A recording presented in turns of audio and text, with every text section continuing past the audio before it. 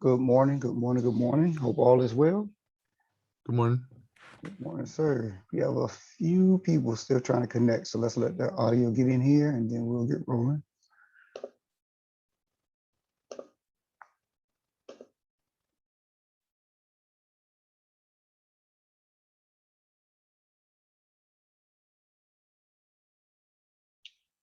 All right. Okay, looks like we are good. So hope everybody's doing all right. Hope everybody's doing well.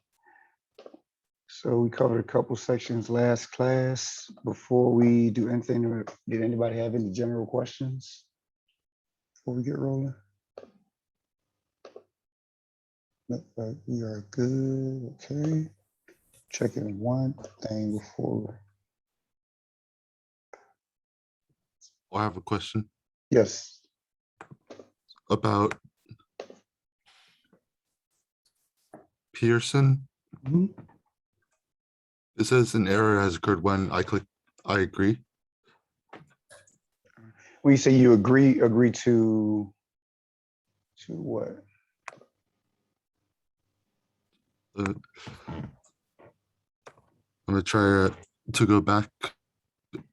Oh, it says your instructor needs to access your course to make it available. Please try later or contact your instructor. Let me see what's going on here. I don't think I gave you guys a new code. Are you using the right course ID? It should be course ID should be 21769. Tucker 21769. Oh, it didn't give me an ID option. Okay. So now did you log in or did you go to register? Well, I went to my Canvas. Oh no, it's through MathLab. Oh, Yeah, you gotta okay. go to the website, type in mymathlab.com Okay, and thanks. then register there. Yeah. So yeah, it's a separate link altogether. Thank you. Not a problem. All right. Anybody else before we get started? Good morning, Mr. Tucker. Hey, how's it going? Good. Sorry I missed Tuesday. Completely spaced it.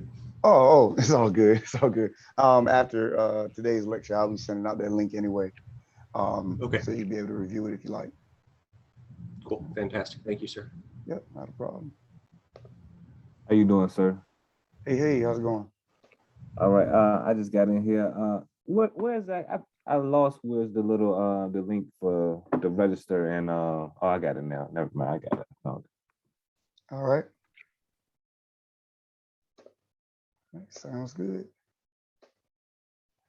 And for those of you, if it's your first day, any emails were we only doing 3.3 homework? Last class, I believe so. Well, last class we covered 3.3 and 4.8. Those were two sections we covered 3.3 and 4.8, first two homeworks. So for the classmate that was in the chat, 3.3 and 4.8 is what we covered last class. First two homework assignments. So if ever there's a question on any emails that I may have sent, I will always archive emails that I sent to you guys in your Canvas announcements.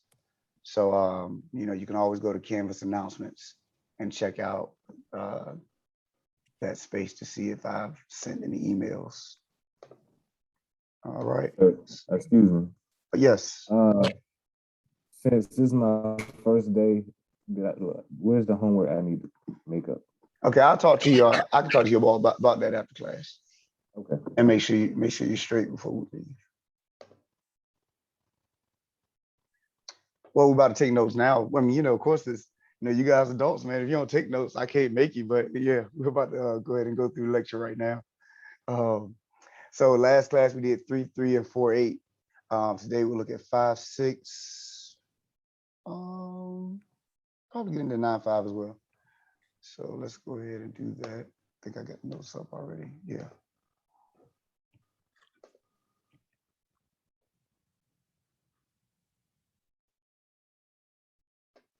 So 5.6 is solving equations containing decimals. I didn't put the 5.6 up here.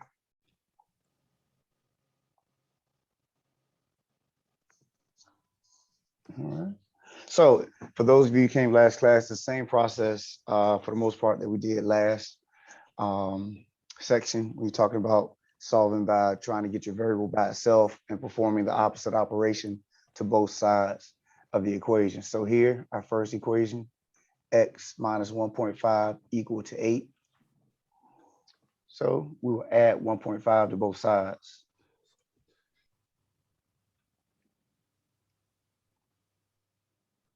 And then if you were to add 8 and 1.5, don't forget that you need to line up your decimals whenever you're adding or subtracting. Line up your decimals. So that's 8.0 and 1.5. Add those together, you will get 9.5 as your solution.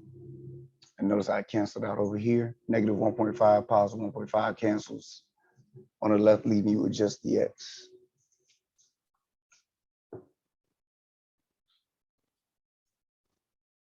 All right.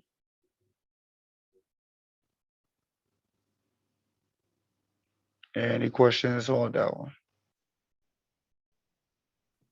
Yes, sir.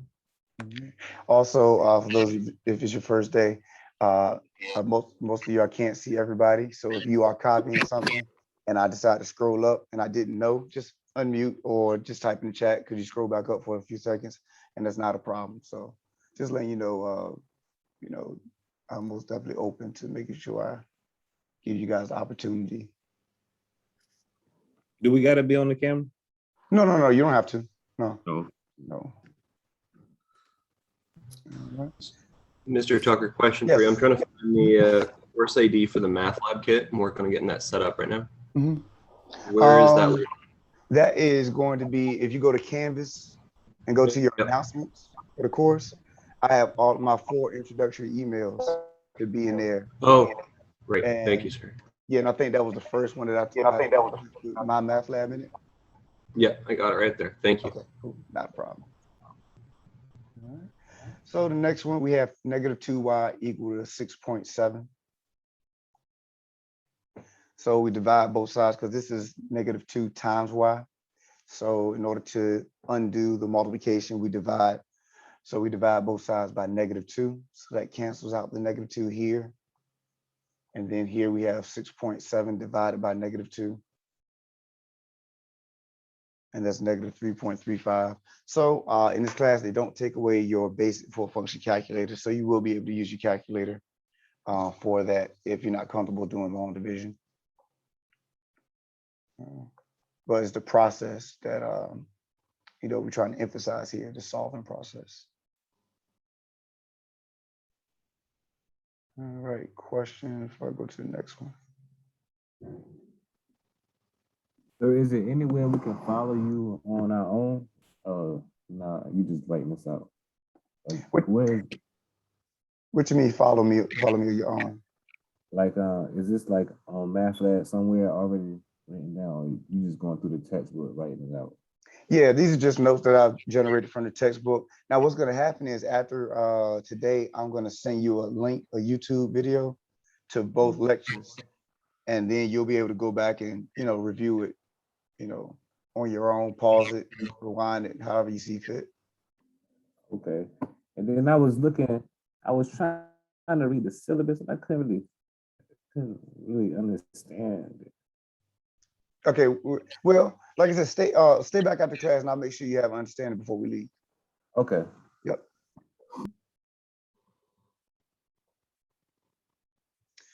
All right, so for the next one, we have 7x plus 3.2 equal to 4x minus 1.6. And that is for anybody that, need more understanding about what we're doing for the class moving forward. I do want to make sure everything is clear before we leave today. So feel free to stay back if you have any questions. So we have 7x plus 3.2 equal to 4x minus 1.6. So notice we have x in more than one term. So your goal should be to get your x terms on one side of the equation, your terms without x to the other. Doesn't matter which one of these 4 terms you move. Just remember, if you do everything correctly, mathematically, you'll still get the same answer. So I decided to subtract 4x from both sides. 4x cancels on the right. And then on the left, 7x minus 4x is 3x. So that's 3x plus 3.2 equal to negative 1.6. All right. So, Mhm.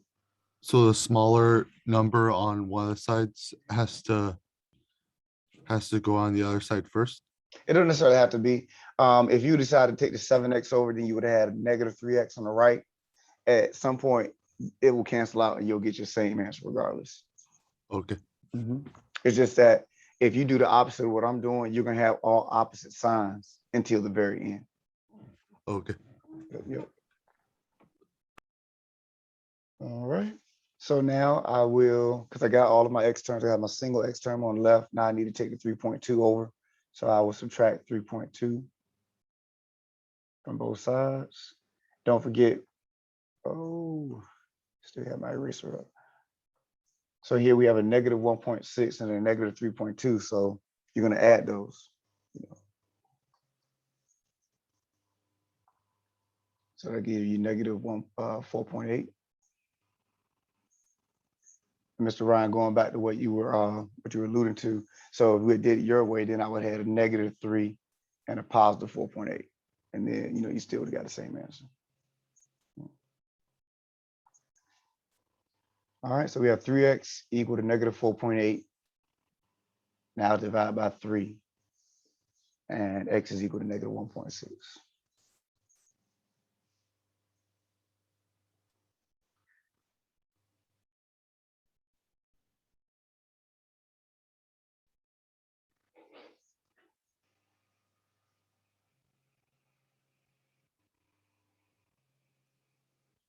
All right.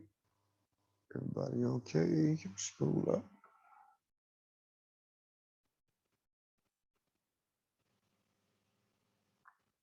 All right, so another way of dealing with decimals, you don't necessarily have to, but just in case my math lab asks you, what would you multiply each term by or something along those lines, we can do what we did with fractions. Remember, we talked about clearing out your fractions.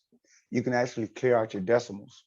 So first thing, you take note of how many decimal places you have in each one of your numbers. So we have 0.5y plus 2.3 equal to 1.65. So we have one decimal place in the first one, one decimal place in the second one, and then two decimal places in that third number.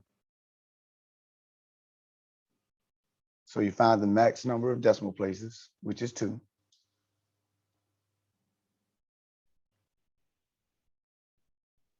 You got a chance to write that.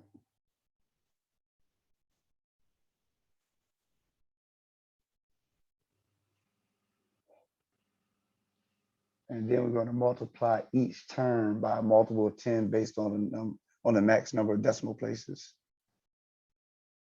So in this case, because it's 2 decimal places, I'm going to multiply by 100. If it was 3 decimal places, I'll multiply by 1,000. 4 decimal places, 10,000, and so on. So the max number of decimal places will let you know how many zeros you need behind that 1. And that's what you're going to multiply each term by.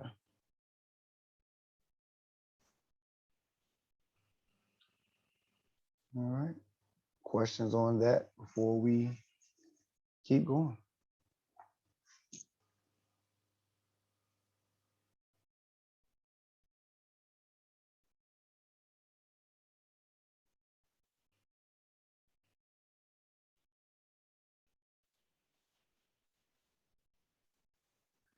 So then you would simplify, and then your fourth step would be to solve.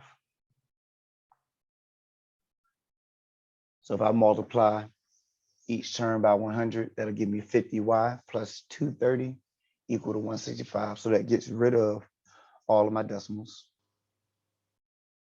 That's why it's called clearing out your decimal.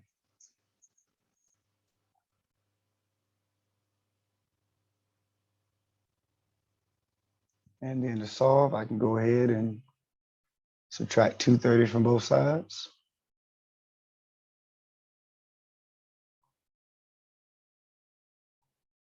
That will leave me with 50y equal to negative 65.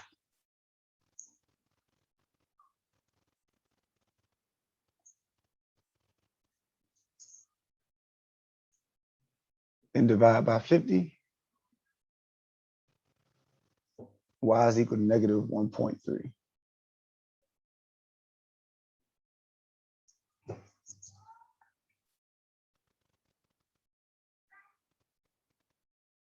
So once again, you don't necessarily have to clear out your decimals. If you don't want to, you could just leave the decimals in and do your regular solving work.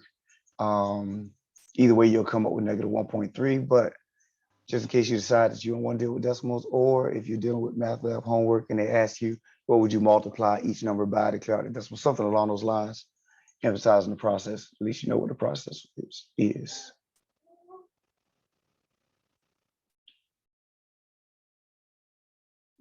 All right. So as far as working with decimals, solving with decimals, that was pretty much it. It was just re-emphasizing the process that we talked about last class and just throwing some decimals in there. Any questions on solving with decimals? All right. So All right. All right, negative, not negative. Now 9, 4, and 9, 5 is problem solving. Let me see, they doing together. Okay, so in your homework is labeled as 9, 5. I'll probably put 9, 4 there just to talk about a few things, make sure we were good. So 9, 4, 9, 5 is problem solving.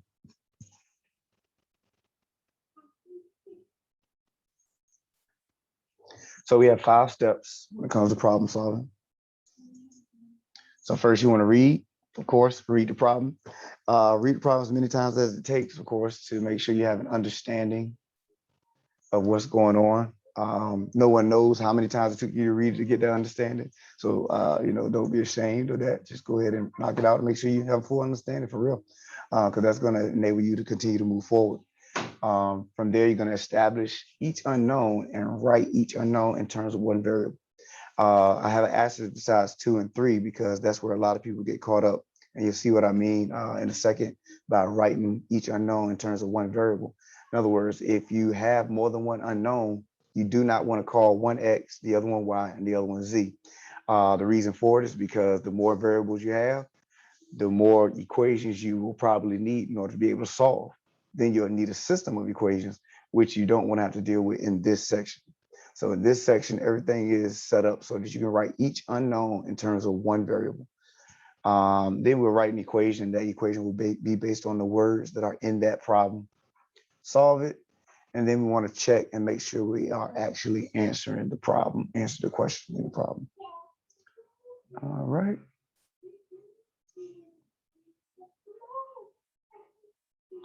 So looking at the first one, twice a number added to 7 is the same as 3 subtracted from the number.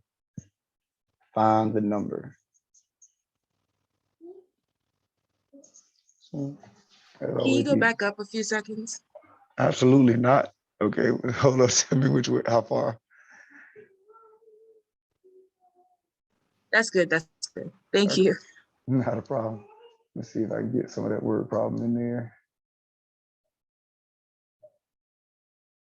Probably not. I'll just wait for you to finish. Let me know when you finish.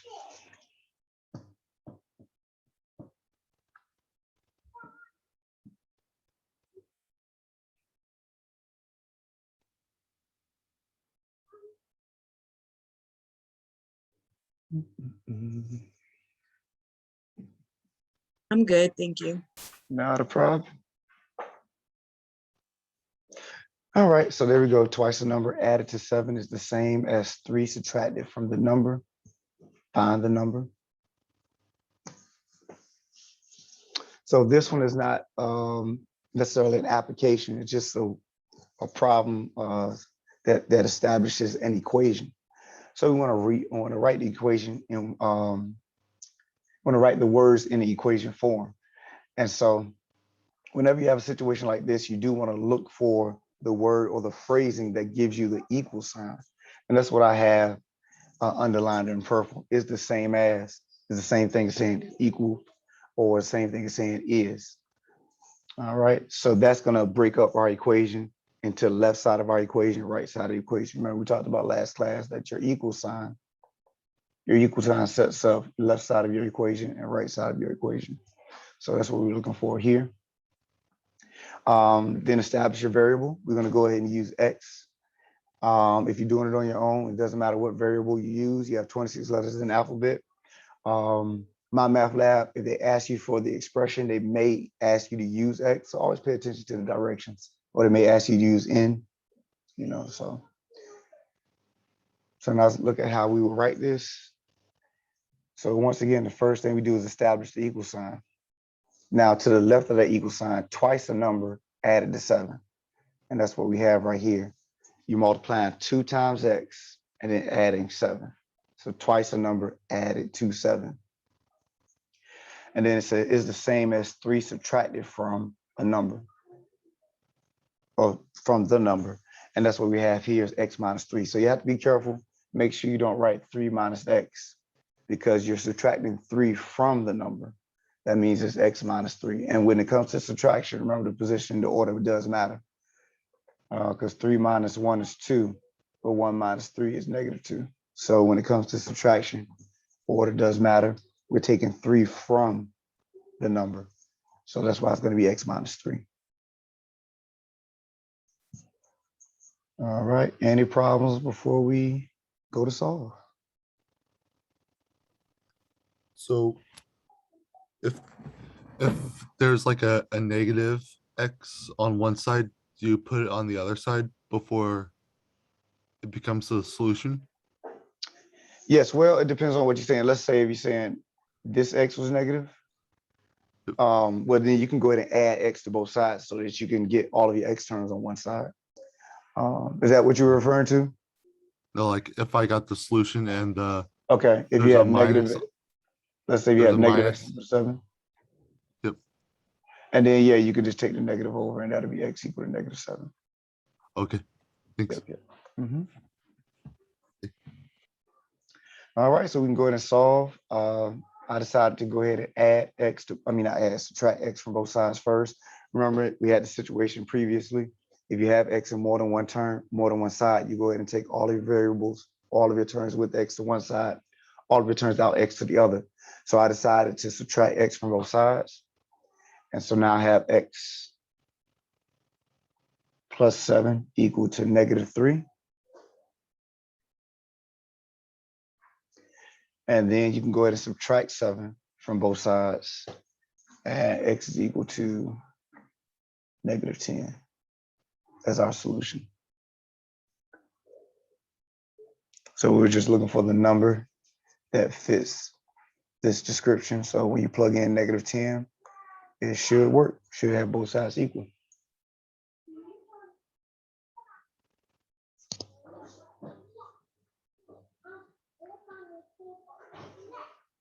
All right.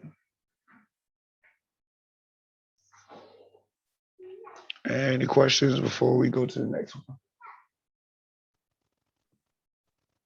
No, sir. Mhm. We're still copying.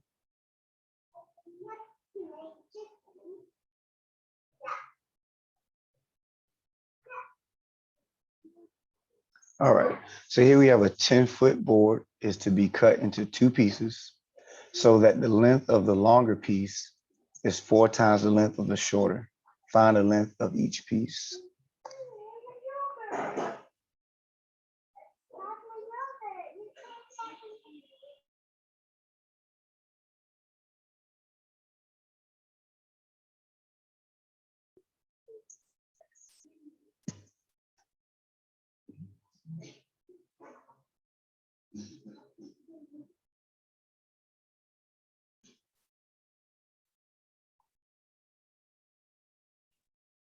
All right, so have a little diagram right here.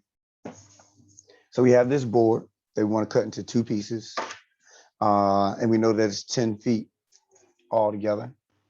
And we know that one piece is 4 times the length of the other piece. So what we can do is, remember, what we don't want to do is call this piece X and this piece Y.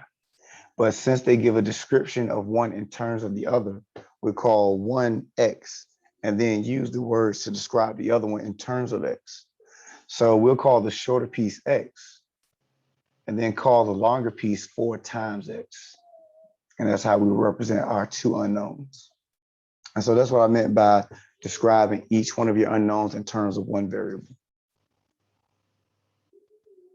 Okay. Can I scroll up? I know some people want to make sure everybody's copying. Okay. All right. So now we want to set up our equation. Now we have an unknown. We have each one of our unknowns represented algebraically. We want to set up our equation. So we know that both pieces, x and 4x, but that when you add them together, it should give you 10 feet because the whole board itself was 10 feet. So say something in the chat. All right. So the whole board itself was 10 feet. So when we look at our equation, x plus 4x should give us a 10 feet back. So of course, we're not considering shavings and how when you sliced it, pieces came off or anything like that. So we're just saying, according to, in a bubble, in a vacuum, x plus 4x was supposed to give us the 10 feet. All right.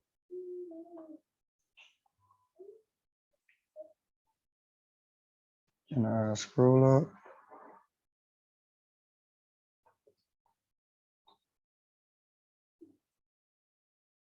Are we good? So that's our equation. Hold on. Okay.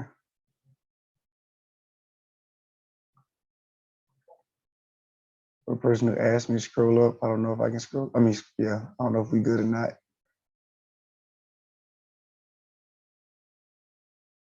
All right.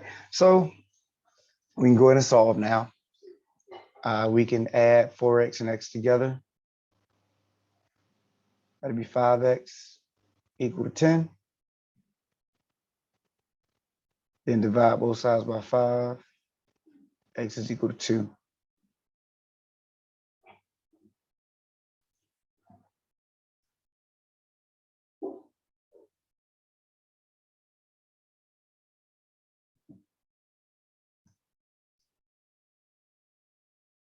Any problems before we look at making sure that we've actually finished this off?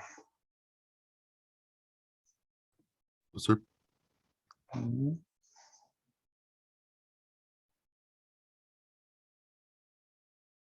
Anybody still copying before I scroll up? I don't want to leave anybody.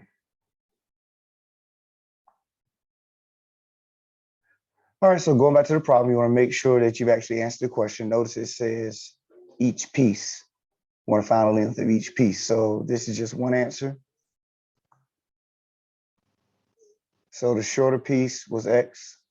That's going to be 2. And then the longer piece was 4 times 2, which would be 8. And notice both of them do add up to give us the 10 feet.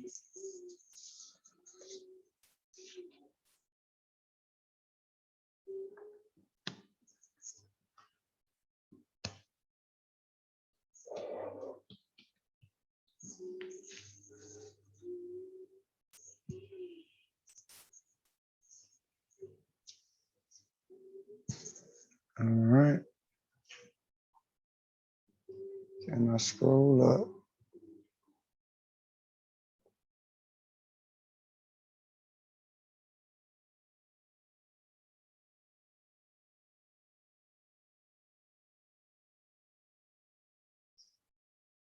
Okay. So as of 2017, the total number of Democrats and Republicans in the US House of Representatives, probably could have wrote that a lot better, but House of Representatives was 435. There were 47 more Republicans than Democrats. Find the number of representatives for each party. So I'll give you a chance to write that down.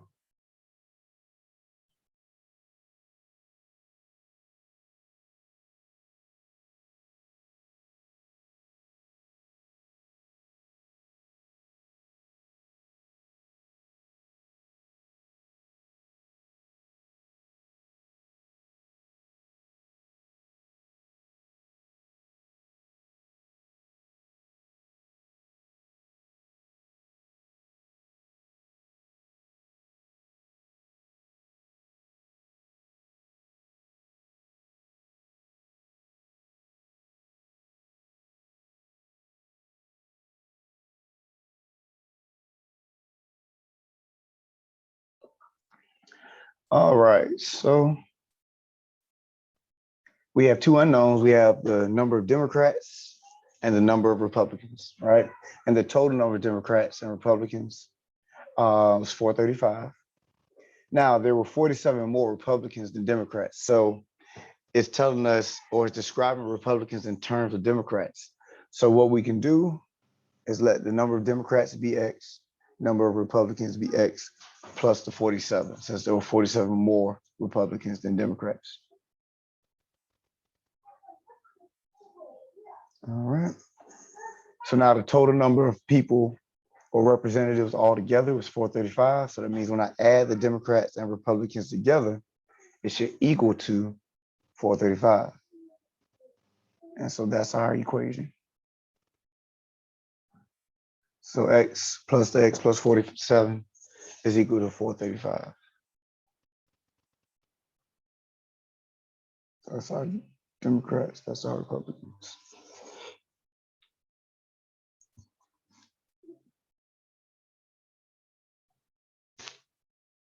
All right. So once you set up an equation, now I'll just put a parentheses there just to signify what came from what, X and then X plus 47. Those were two separate quantities, but the parentheses aren't needed. So you can go ahead and drop them and then combine your like terms. So that's 2X plus 47 equal to 435. Subtract 47. And that gives you 2X equal to 388.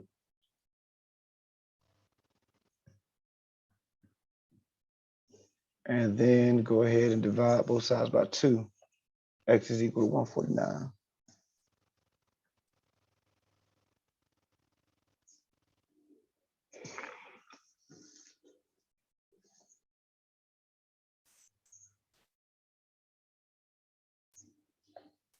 All right. So after that, once again, you want to make sure you establish if you actually answered the question. So we have X is equal to 194, but it asks for the number of representatives for each party, not just one of the parties. So then we'll do like we did before. X represents our Democratic Party, and then add 47. That is the number of the Republicans, or the number of Republican representatives. Yeah.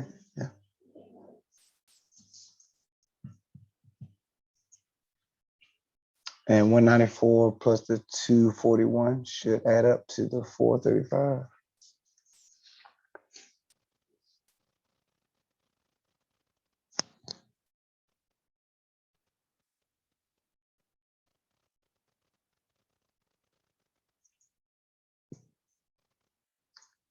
All right, any problems before I scroll up?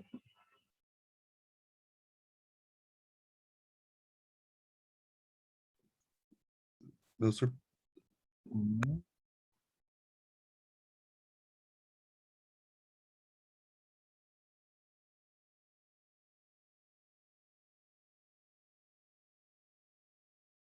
All right. All right, here we go. So let me write some of this better.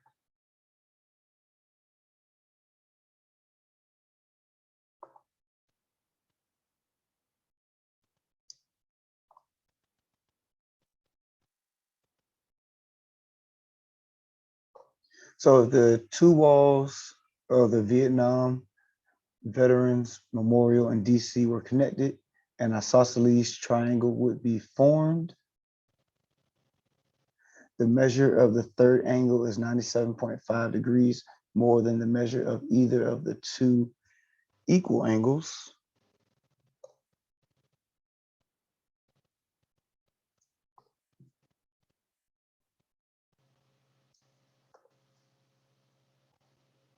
Find the measure of the third angle.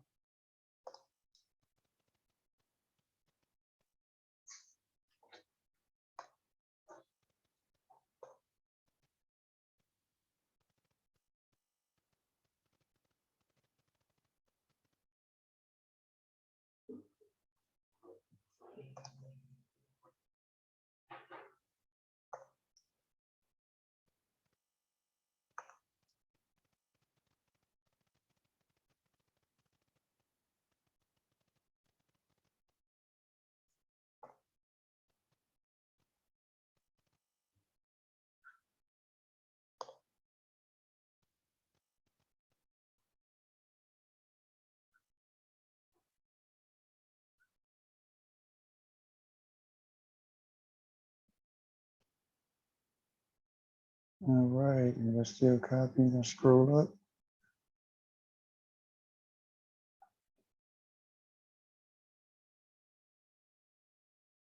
All right, so we're looking at these two walls, and if they're connected, they create an isosceles triangle. So we're talking about two sides are equal, or two angles of the triangle are equal. And so it says the measure of the third angle is 97.5 degrees more than the measure of either one of the two equal angles. Find the measure of the third angle. So this is what we're looking at right here. So we know that the two angles that are equal are going to be the same because they're equal. And we can call both of those x. Now it's saying that the third angle is 97.5 degrees more than the two equal angles. So we can call that x plus 97.5. Now they're also expecting, let me see, probably wrote it down here. I'll say that it's in the rest of copying the word problem.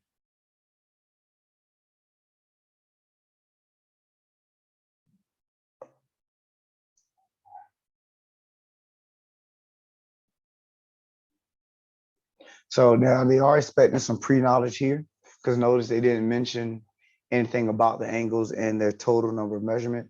So they expected the fact that since they say a triangle, that you know that all angles in the triangle add up to 180. So make sure you hold on to that. So all three of those angles, when you add them up together, they give you 180.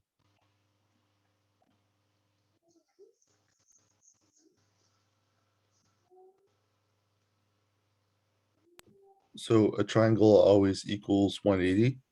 Yep, your three angles, when you add them together, they will always equal 180. Okay.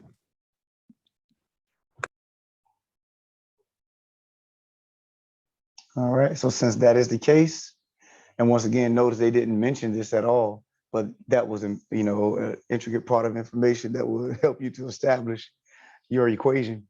So you're going to add up those three angles and set them equal to 180 in order to be able to establish the equation.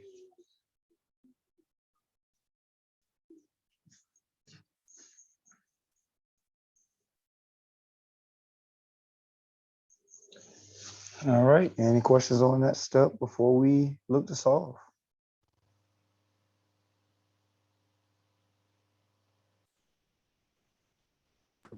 No, sir.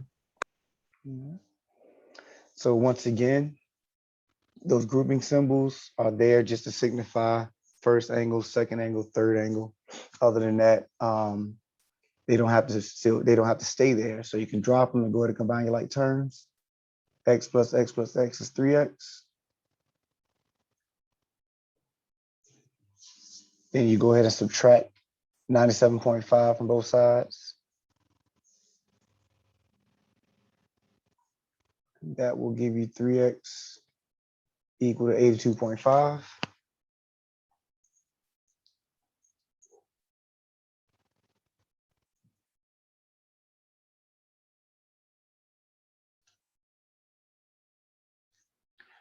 Then divide both sides by 3. X is equal to 27.5.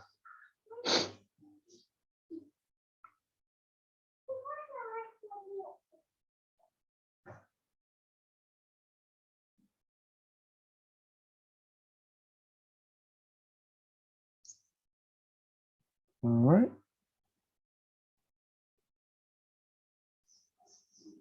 So now, if you go back, remember every time you get your solution, you always want to go back and make sure you actually answer the question.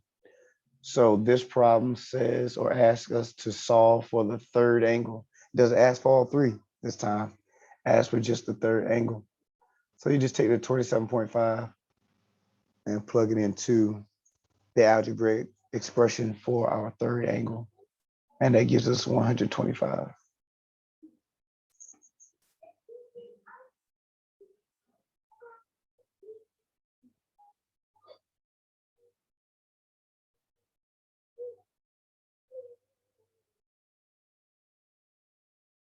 All right. Any questions? Any questions?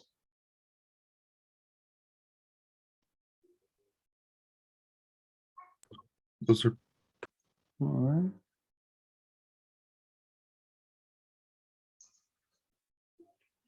Everybody still copying? Let me see.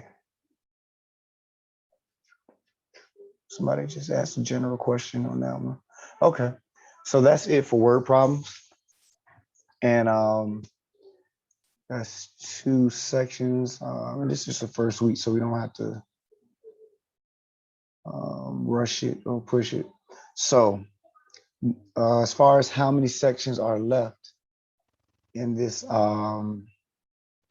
before test 1, before you're ready to take test 1, or we've covered all the information, excuse me, all the information that's on text 1, all we have is 1 more section. All right. So what that means for next class, we'll knock out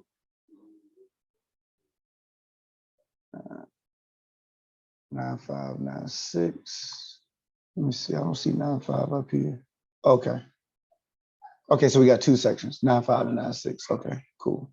Got 95, 96 to do. We'll do that next class. And then from there, that's prepping you for, we got to make sure that you go in your work, try the test review, see if you have any problems with it. And then make sure you try to knock out the test. Now, remember, all of your tests are proctored, and all of your tests you want to score at least a 75 on. And like I said, I think it's really supposed to be 80, but I'm going to go and give you guys 75. All right. So for those who were not here last class, to set up a test time, you can hit Mr. Davis.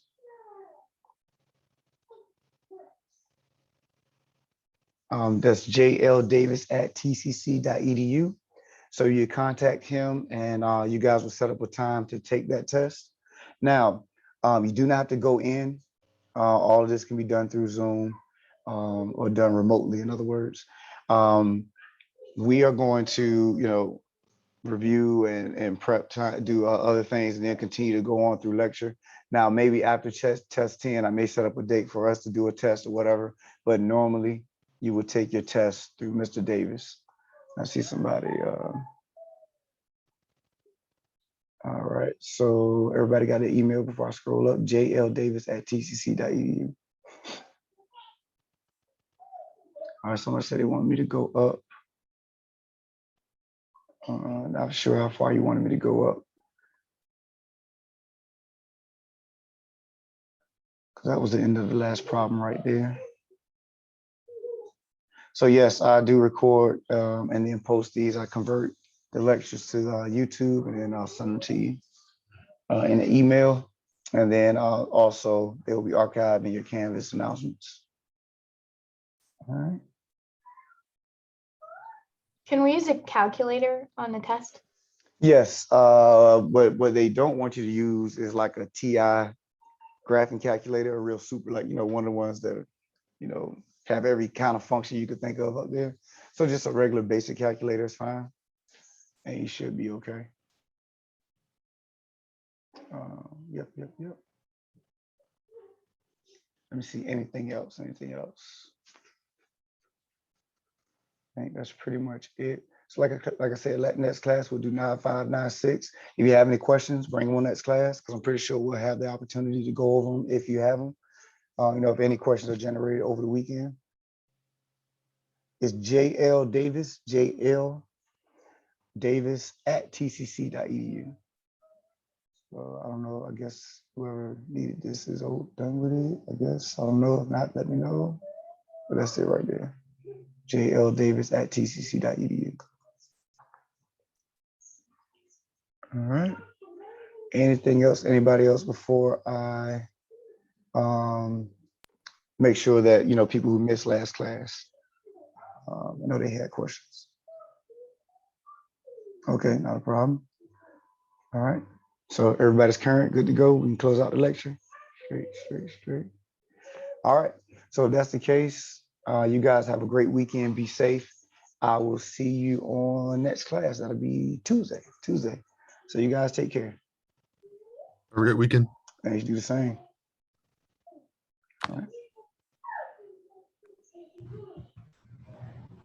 All right, let me stop the recording and